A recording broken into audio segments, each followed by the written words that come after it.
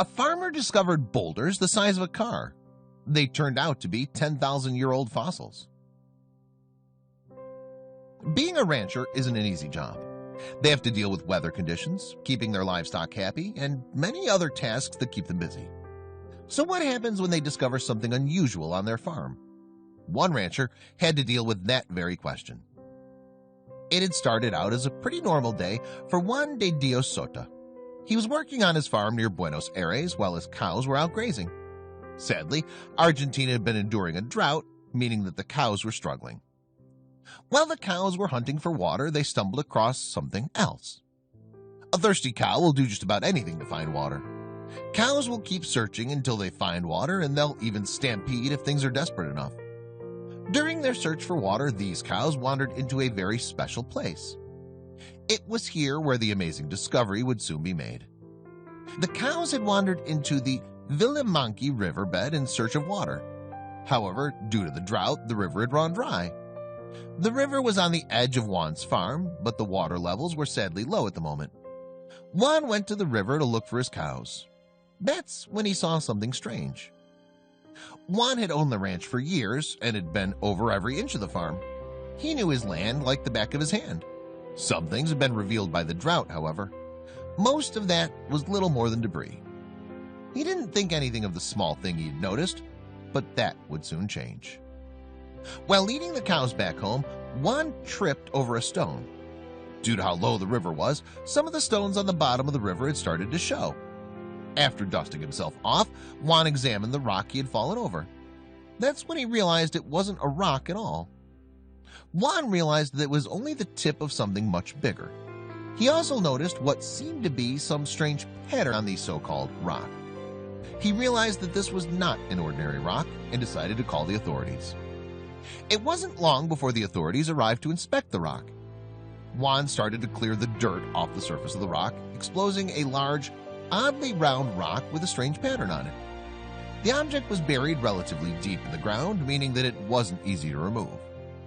What was visible, however, was strange.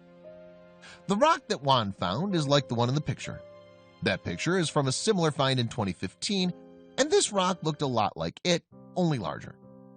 It had a funny honeycomb-like pattern, and it didn't look like any of the rocks that he'd seen on the property before.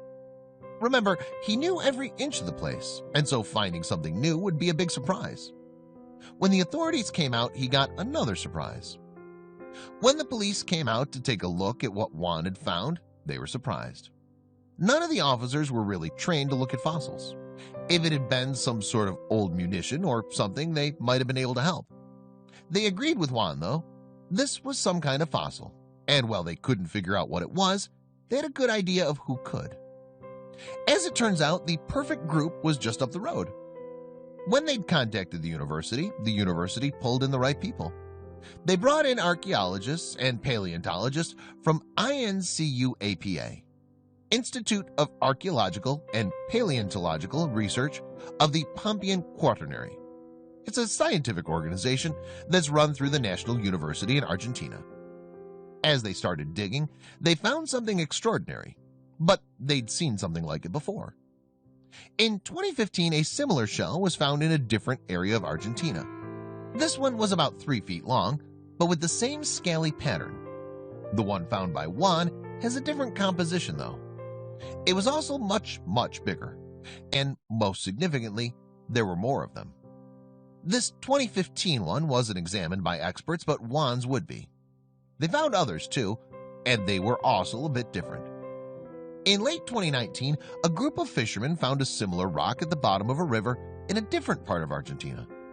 This one had the same pattern as the one that Juan found, only that it was much smaller. It was much more than a fragment, but scientists still had to examine this one.